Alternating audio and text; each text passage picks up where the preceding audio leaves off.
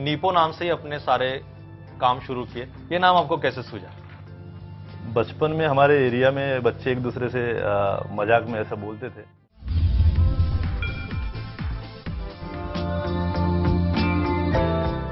दर्शकों, ब्रेक के बाद आप सभी का स्वागत। हम बातचीत कर रहे हैं नीपो ग्रुप ऑफ इंडस्ट्रीज के चेयरमैन पोहाने सर से।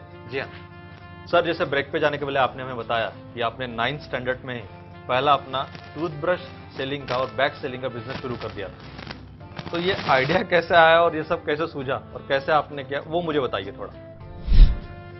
कुछ तो भी काम शुरू करना ये सोचा था मैंने। हाँ हाँ। अब वो उम्र भी इतनी छोटी थी कि उस समय कुछ सूझ नहीं रहा था क्या करना चाहिए। जी हाँ हाँ। तो एक पेपर में ऐड पड़ी कि 10,000 रुपये महीना कमाइए, ऐसा वैसा था। तो उसके पास जो क्लासिफाइड एडवर्टाइज होती है। Classified advertise. तो गया उनके पास, तो उन्होंने बताया कि टूथब्रश बेचना है। ओके हाँ। टूथब्रश बेच के 10,000 महीना कैसे कमाएंगे समझ में नहीं आया, लेकिन जो भी है चलो ठीक है एक काम शुरू कर देते ये सोच के उनसे ब्रश लेके गया और एक ब्रश पे 50 पैसा मिलता था उस समय। आप 9th स्टैंडर्ड में? 9th स्टैंडर्ड में उसी वक्त। हाँ। तो 50 पैसा मिलता था एक ब्रश पे। तो पठानपुरा से फिर ऊर्जानगर कॉलोनी इधर उधर जाता था 15 किलोमीटर, और पैदल जाने के बाद वहां पर पता चलता था कि ब्रश खरीदने वाला कोई है ही नहीं। तो 3-3 दिन हो जाते थे, एक भी ब्रश नहीं बिकता था, और फिर मायूस होकर वापस आता था।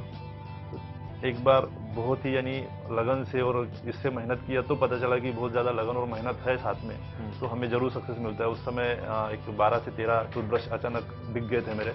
तो एक कॉन्फिडेंस आया मुझे और फिर मैंने सोचा कि मैं सक्सेसफुल हो सकता हूँ अगर डिवोटी रहूँ तो। मेरा लाइफ का पहला कस्टमर जो था मेरा ऊर्जानगर कॉलोनी का था, चंद्रपुर का। हाँ जी। उसके बाद फिर मैंने एक सोचा एक 8-10 दिन के बाद कि ये 50-50 पैसे करके हम लोग ये 10,000 रुपये महीना या सक्सेस नहीं कर सकते।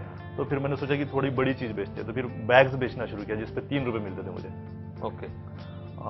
एक महीना वो करने के बाद पता चला कि इससे भी थोड़ा बड़ा करना चाहिए, ऐसा सोचा मैंने। तो फिर मैंने एक्सरसाइज प्रोडक्ट्स आते थे, ट्विस्टर। एजुकेशन चल रहा था? हाँ, एजुकेशन चल रहा था मेरा। उसको आपने छोड़ा नहीं? नहीं, एजुकेशन नहीं छोड़ा, हमेशा फर्स्ट क्लास या उसी रेंज में आता था मैं।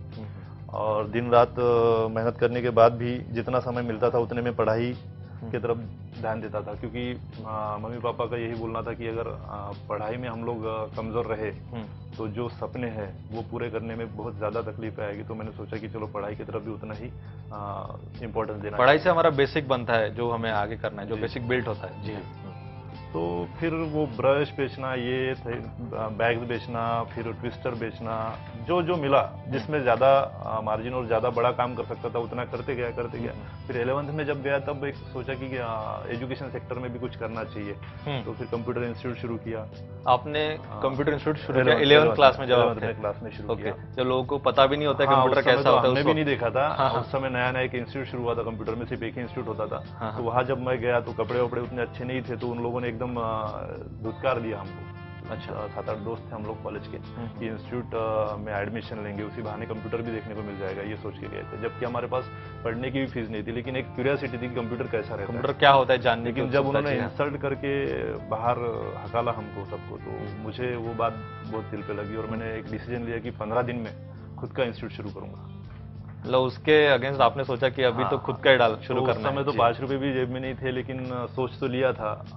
तो उस सोच के पीछे काम किया, और माँ पापा के संस्कार ही थे कि 15 दिन में सही में हमारा कंप्यूटर इंस्टीट्यूट शुरू हुआ।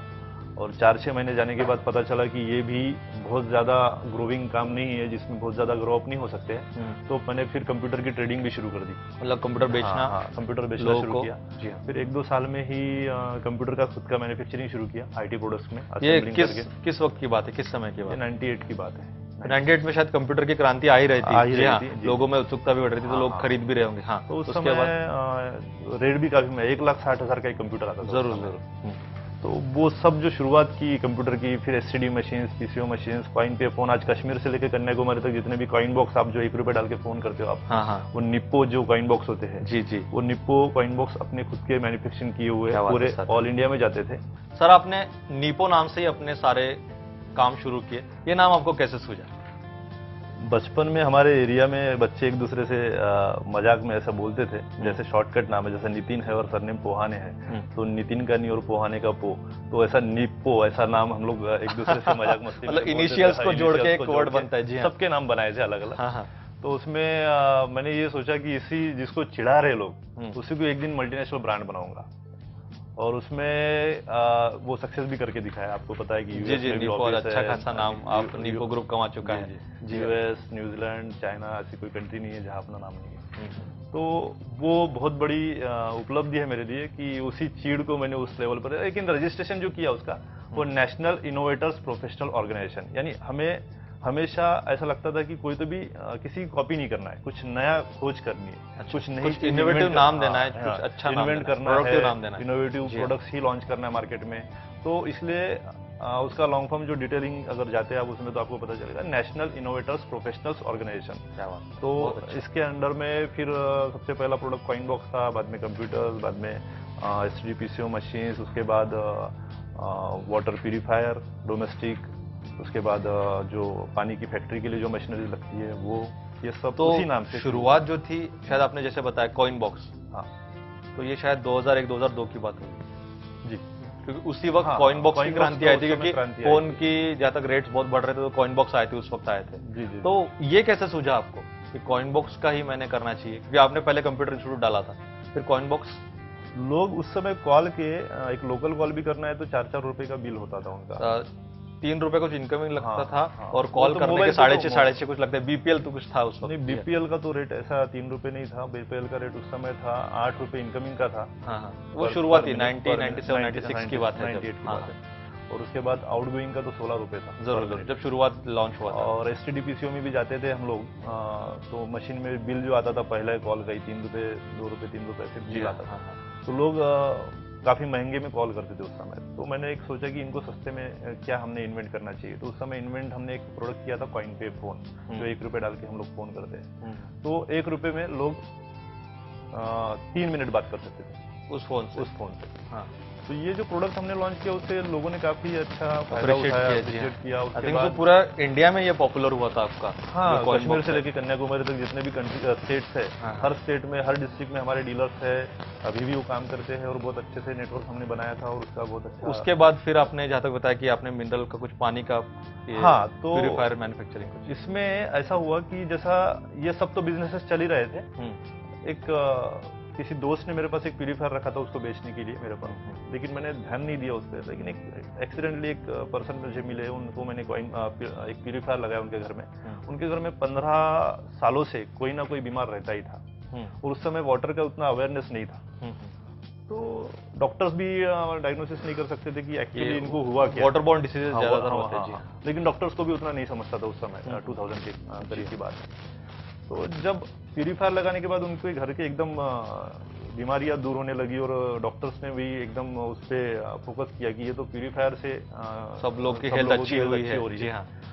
और उन्होंने मुझे फोन करके थैंक यू बोला, तो एकदम मुझे अच्छा लगा कि चलो ये ऐसा बिजनेस है जिसमें पैसों के साथ आशीर्वाद भी मिल रहा है कि लोगों की बीमारियां भी दूर होती है, कुछ अच्छा कर रहे हैं समाज के लिए। जी हाँ।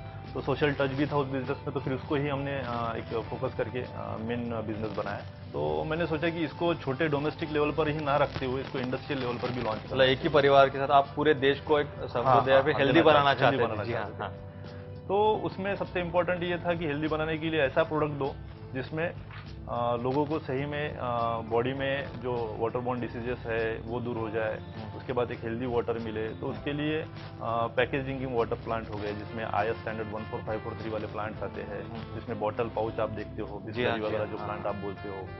तो उसमें सबसे पहला इंडस्ट्री मैंने दिया था सायरे इंडस्ट्रीज को, उन्होंने इराई के नाम से लॉन्च किया था।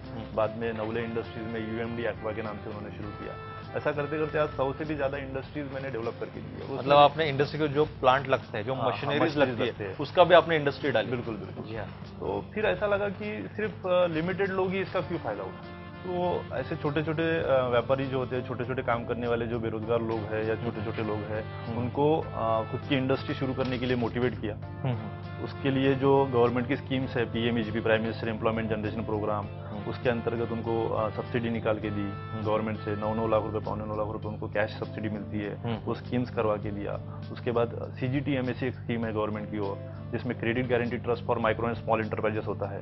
तो वो स्कीम्स उनको without guarantor, without mortgage loan मिलता है उनको। ये सब काम उनको गाइडेंस देना, उनको मोटिवेट करने के बाद गाइडेंस देके, उनको हेल्प करके, उनको एक इंडस्ट्री शुरू करके वो मार्केट अवेलेबिलिटी देना, मार्केट अवेलेबिलिटी देके उनको प्रॉफिट ऑफ मार्जिन कैसे कमाते उसका ट्रेनिंग देना प्रॉपर। मतलब टोटली एक जीरो इंसान से, को एक हाँ, अच्छा सेटअप डाल के देना, मेरा उसको तो कर्ज हो देना। गया। जी हाँ, लोग उससे सारा जैसे करके। जैसे सोचते कि मेरा तो हो गया अब क्या करना है, लेकिन मैंने थोड़ा सा उस सोच को बदला और मेरा तो हो गया अब सबको करना है। जी हाँ, ये मतलब सोच के आज हर किसी को उस लेवल पे ला रहे उस कि लेवल पे इंडस्ट्रियलिस्ट ला बने और सेल्फ एम्प्लॉयड बने अच्छे लेवल क्योंकि पे। अगर हाँ, सब लोग नहीं आएंगे तो जो मेरा सपना है ₹1 वो पूरा नहीं होगा, क्योंकि इंडस्ट्री बढ़ेगी तो एक्सपोर्ट बढ़ेगा, एक्सपोर्ट बढ़ेगा तो बाहर का पैसा हमारे पास आएगा, जरूर। बाहर का पैसा आएगा, करेंसी वैल्यू बढ़ेगा। मतलब आपके आगे फ्यूचर प्लान्स भी बहुत है। हाँ जी, सर जानेंगे आपके फ्यूचर प्लान्स मगर छोटे से ब्रेक के बाद। Thank you. दर्शकों कहीं जाइएगा मत, पोहाने जिसे बातचीत अभी भी जारी है, देखते रहिए आवाज इंडिया टीवी। $1 = ₹1, ये आप सोच रहे हैं करने का, जो आज के डेट में तो पॉसिबल लग रहा नहीं, क्योंकि 60 के क्रॉस हो चुका है $1। तो आप क्या सोचते हैं ये कैसे पॉसिबल होगा?